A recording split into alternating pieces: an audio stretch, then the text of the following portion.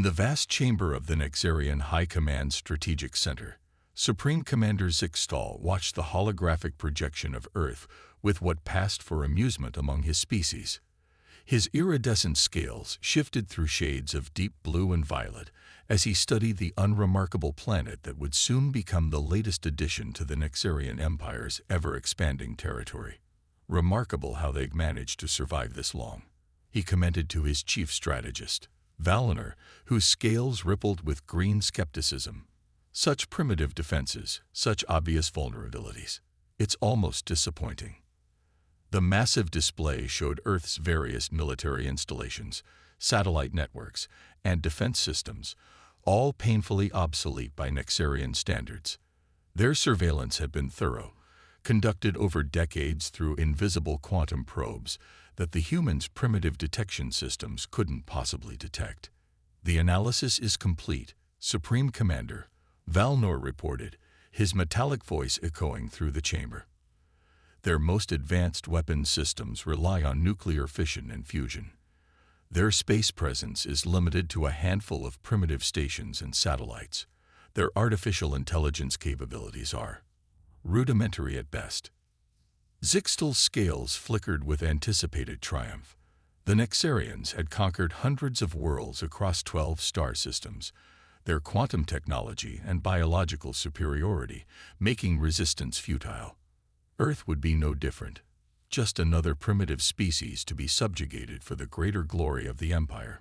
Initiate the standard pre-invasion protocol, Zixtal commanded. Let's give them a chance to surrender peacefully. It's the civilized thing to do, after all. Deep beneath the Rocky Mountains, in a facility that didn't officially exist, Dr. Elena Rodriguez smiled as she watched the Nexarian transmission being decoded in real time. The alien message was being broadcast worldwide on all frequencies, their standard surrender or be conquered ultimatum that had worked so well on other worlds. They took the bait, she said to General Marcus Chen, who stood beside her watching the massive quantum display that filled one wall of the command center. Everything exactly as the Arcturus protocol predicted. The general nodded, his expression grim but satisfied. 20 years of preparation, all leading to this moment. Sometimes I still can't believe the Arcturians were right about everything. The truth was, humanity had known about the Nexarians for over 2 decades. The Arcturians, a peaceful species that had secretly contacted Earth in 2027, had warned them about the expanding empire and helped humanity prepare, but not in the way the Nexarians might have expected. Instead of building obvious defenses or revealing their true technological capabilities, humanity had done something unprecedented. They had hidden their advancement in plain sight. Every satellite the Nexarians could see was a decoy. Every military base they detected was a carefully crafted facade. The real Earth, the true extent of human technological achievement, existed in dimensional pockets and quantum bubbles that the Nexarian sensors simply couldn't detect. Status report on the quantum shield, Elena asked, her fingers dancing across the neural interface that connected her directly to Earth's true defense network. Operating at 100% efficiency, the AI responded through their shared neural link.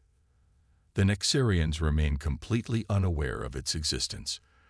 Their scans continue to show exactly what we want them to see, a primitive civilization ripe for conquest. In orbit around Jupiter, hidden in a fold of space-time that made it invisible to conventional sensors, the Earth defense fleet waited. The ships bore no resemblance to the clunky rockets and satellites the Nexarians had observed. Instead, they were sleek vessels of dark matter alloy and consciousness-guided quantum drives, their weapons capable of things the Nexarians had never even dreamed possible. Commander Sarah O'Neill stood on the bridge of the flagship Humanity's Hope, watching through quantum sensors as the Nexarian fleet began their approach. "They're right on schedule," she muttered, more to herself than to her crew. Maintaining position and complete quantum camouflage. Back in the Nexarian command center, Supreme Commander Zixtal was growing impatient. The humans had not responded to their ultimatum with the expected panic and chaos. Instead, there was an eerie calm about their communications, their military forces remaining in their bases, their leaders making no apparent moves to either fight or surrender. "Something feels wrong," Valnor said, his scales shifting to a troubled orange. "Their behavior doesn't match any of our previous conquest patterns." "Nonsense," Zixtal dismissed the concern with a flick of his tail. "They're simply paralyzed with fear. Launch the first wave of the invasion fleet. Let's show them what true power looks like." As the Nexarian ships began their advance toward Earth, Dr. Rodriguez and General Chen shared a knowing look. Everything was proceeding exactly according to plan.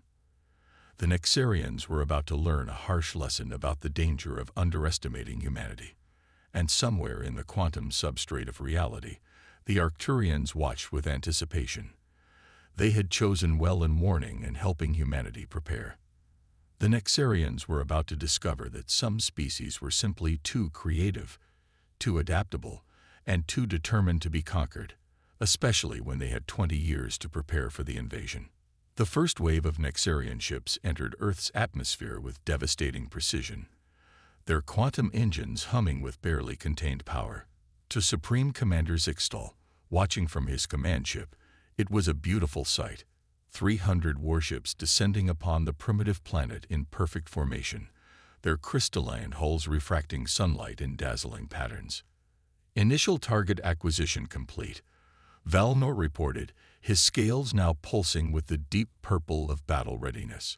Focusing on their largest military installations and government centers, their primitive radar systems have only just detected our presence. Zixtal's scales rippled with satisfaction as he watched the humans' seemingly panicked response. Their aircraft scrambled from bases around the globe, obsolete jets rising to meet his invasion force. Their ground-based missile systems activated, launching primitive projectiles that his ships could easily avoid or destroy. "Such a waste of resources," he mused. "They must know they stand no chance." But in the quantum-shielded command center beneath the Rocky Mountains, Dr. Rodriguez and her team watched the approaching Nexarian fleet with calculated patience. Every move the aliens made had been predicted by the Arcturus Protocol, every response carefully choreographed to reinforce their false confidence. "All defense units in position," General Chen confirmed, his neural interface pulsing with data from Earth's true military network. "Quantum bubble grid at full power. The Nexarians still can't detect anything beyond our surface installations."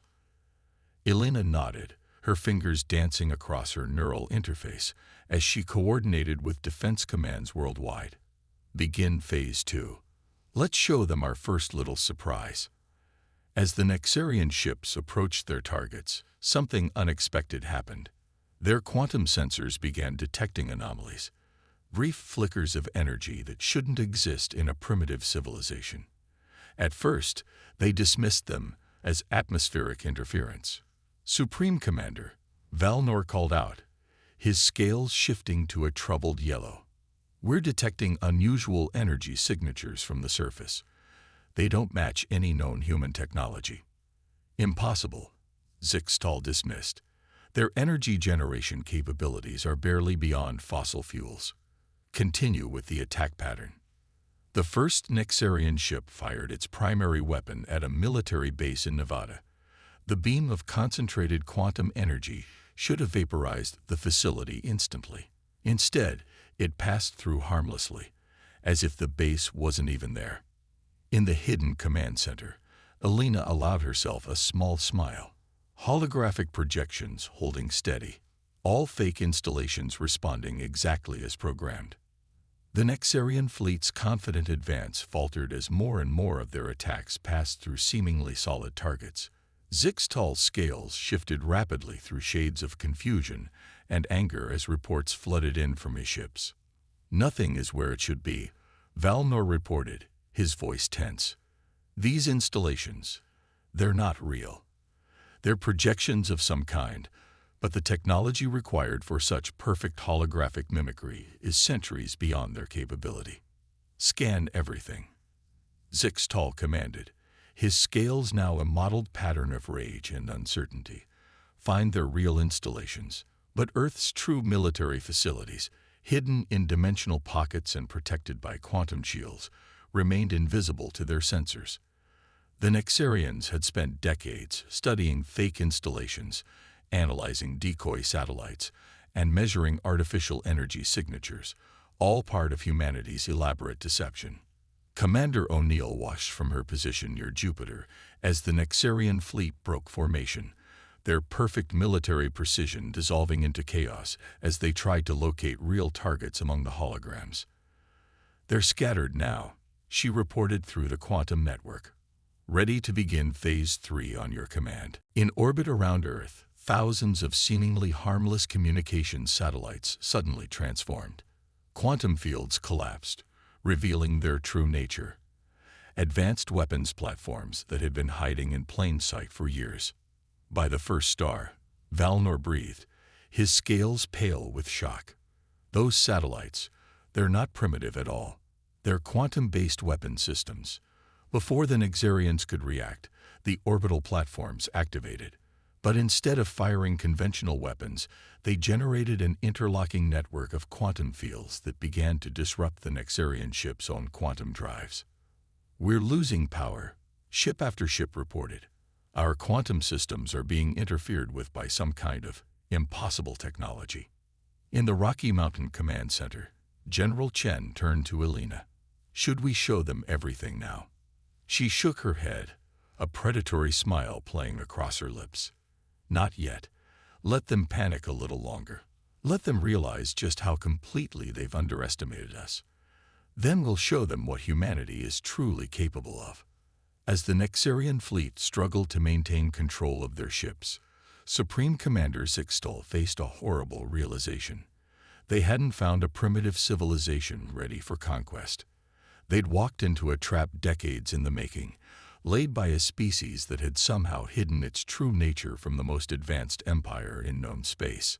And humanity was just getting started. Supreme Commander Zixtal's command center had descended into barely controlled chaos. The holographic displays showed his once mighty invasion fleet, scattered across Earth's orbit, their quantum drives sputtering against the humans' mysterious interference technology. His scales had taken on the pale gray of extreme stress as report after report confirmed the unthinkable. "We've lost contact with the entire southern attack wing," Valnor reported, his own scales shifting between anxiety yellow and fear white. 30 ships just vanished.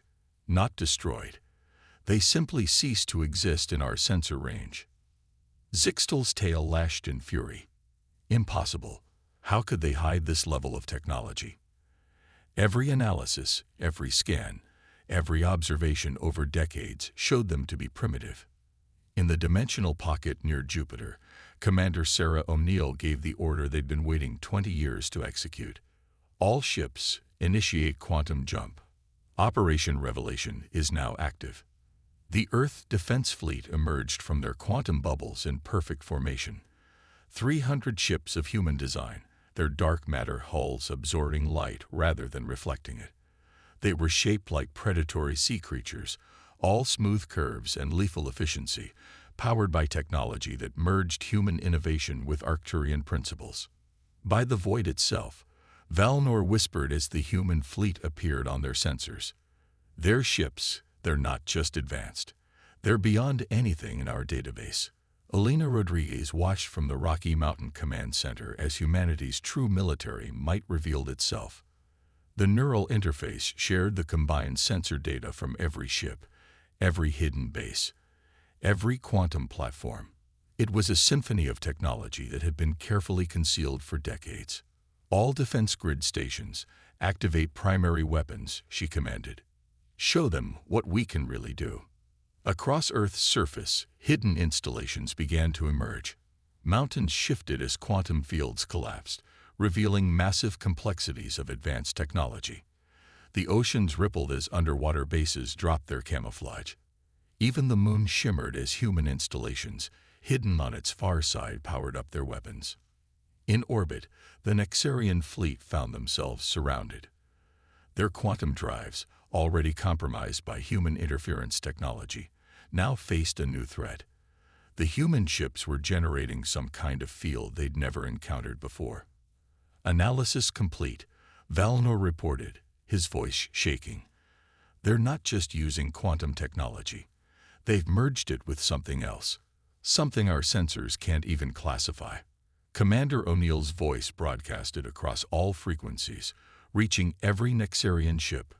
This is the Earth Defense Fleet. For decades you watched us, thinking we were primitive. You saw what we wanted you to see. Now let us show you what humanity is truly capable of. The human fleet's weapons were unlike anything the Nexarians had encountered in their centuries of conquest. Beams of coherent dark matter sliced through quantum shields as if they weren't there. Gravitational weapons created localized singularities that crushed Nexarian ships into infinitesimal points before dispersing them safely into space. Impossible. Zixtal raged as another squadron of his ships vanished into gravitational singularities. No species could advance this quickly. No civilization could hide this level of technology. That's where you're wrong.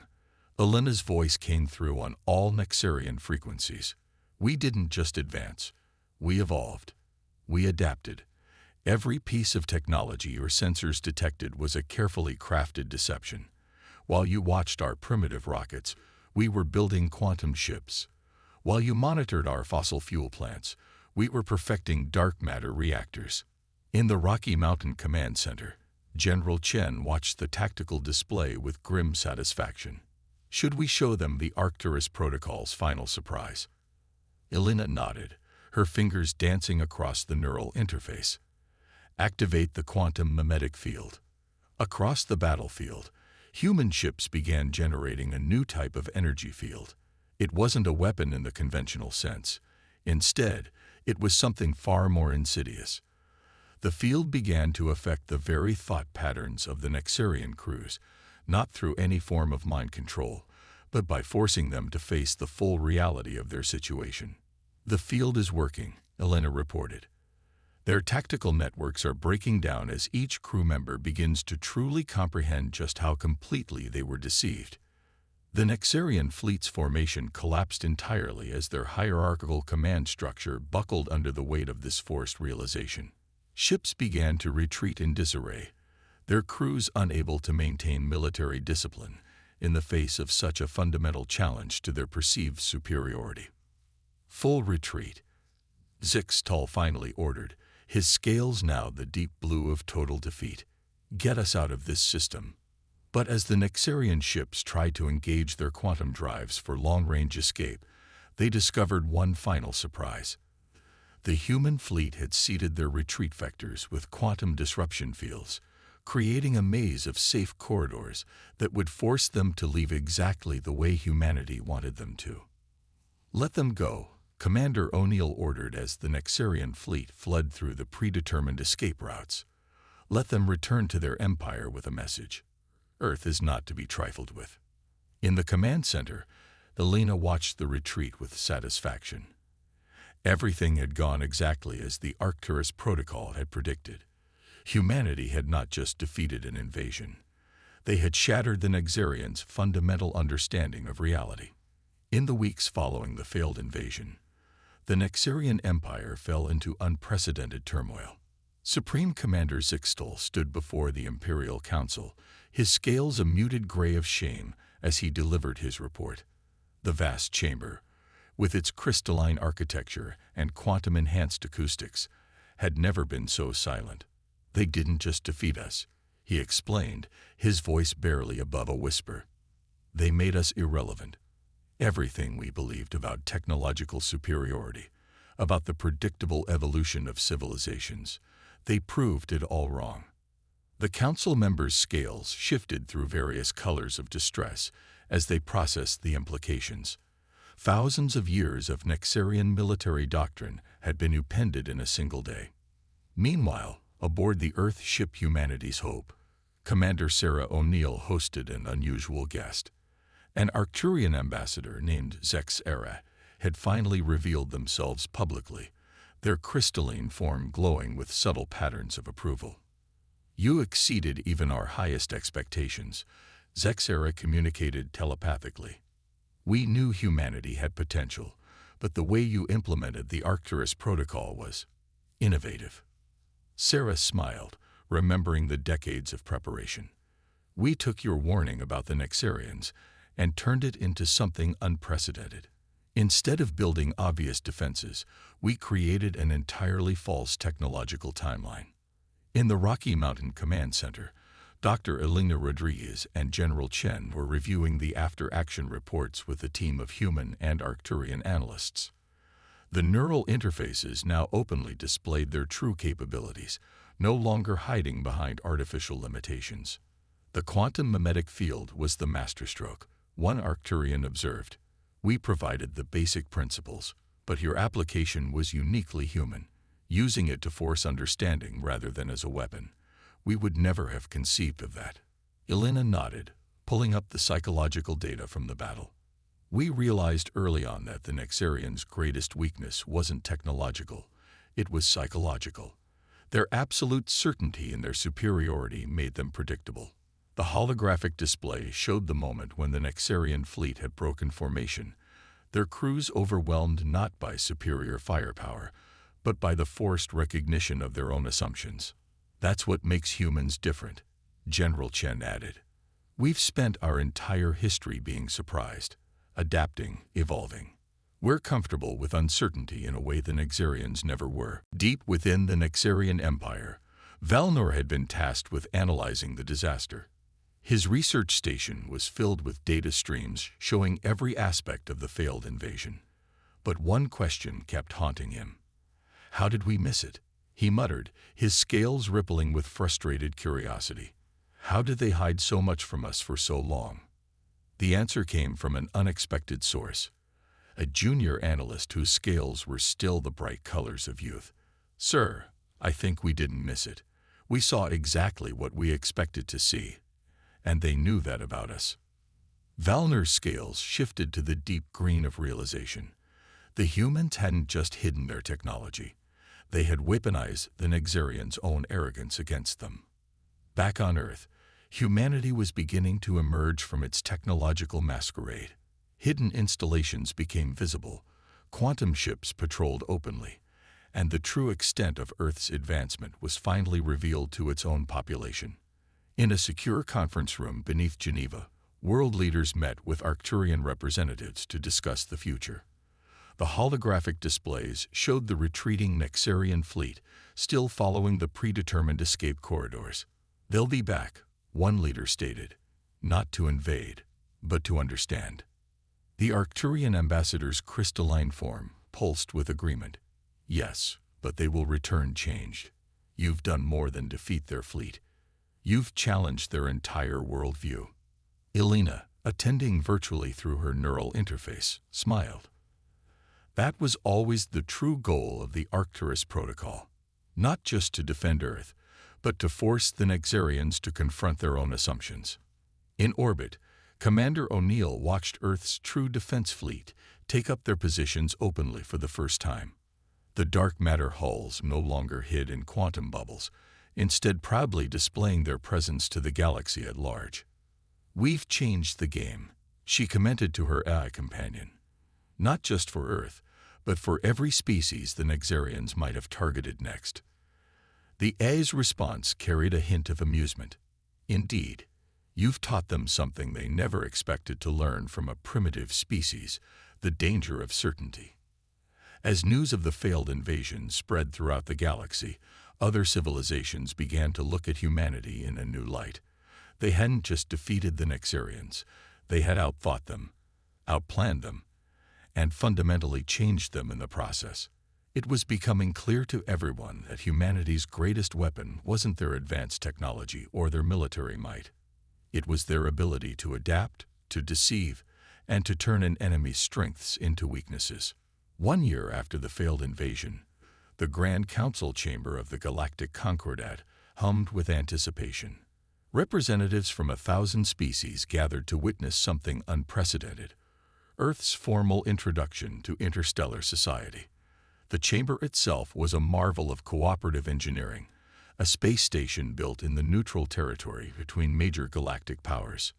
Dr. Elena Rodriguez stood at the podium, her neural interface now openly displaying its true capabilities as it connected her to the universal translation field. Beside her, Commander Sarah O'Neill and General Chen represented Earth's military presence, while Arcturian Ambassador Zexera symbolized humanity's first alien alliance.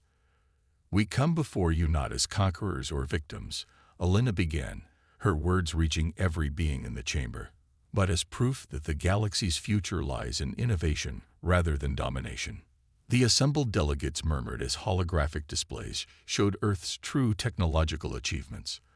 The quantum bubble cities, the dark matter fleet, the dimensional pocket research facilities, all now operating openly.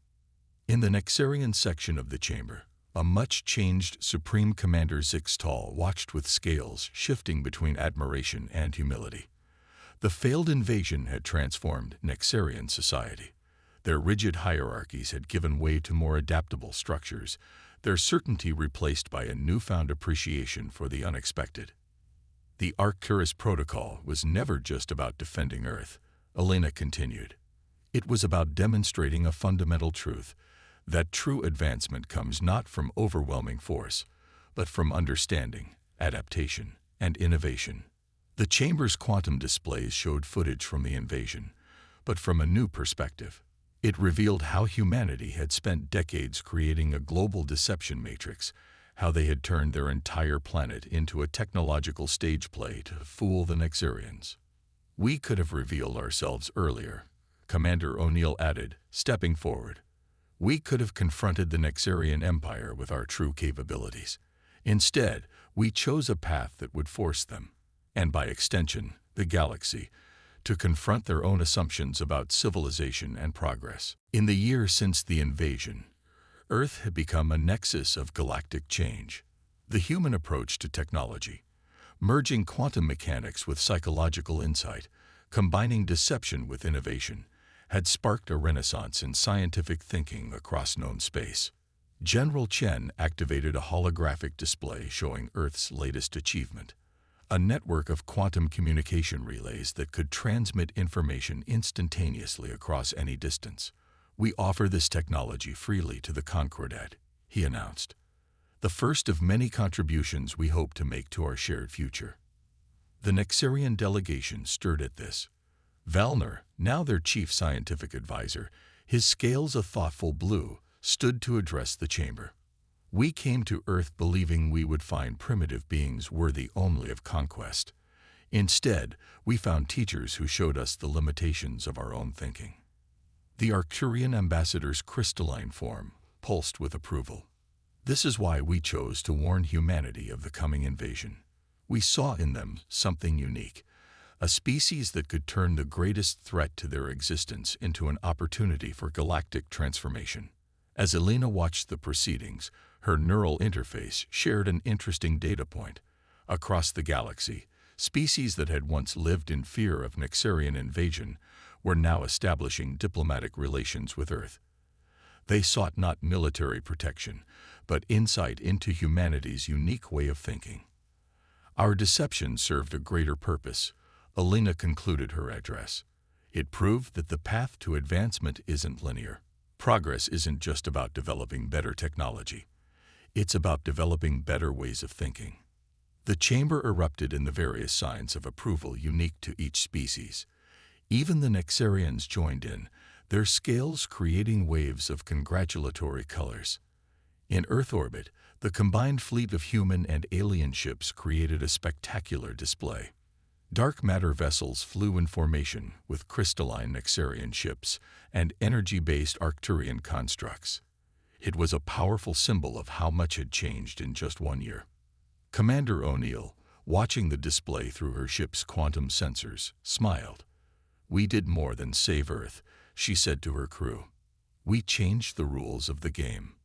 "Not bad for a supposedly primitive species," General Chen added with a chuckle. As the ceremony concluded, Elena's neural interface captured one final piece of data. Across the galaxy, species were beginning to emerge from their own technological hiding places, inspired by Earth's example. The age of deception and conquest was ending, replaced by an era of innovation and cooperation. Humanity had done more than defeat an invasion. They had shown the galaxy a new way forward, proving that the greatest power wasn't in weapons or technology, but in the ability to think differently and adapt. The future would belong not to those who could dominate, but to those who could innovate, surprise, and inspire. And Earth, once dismissed as a primitive backwater, now stood at the forefront of this new galactic age.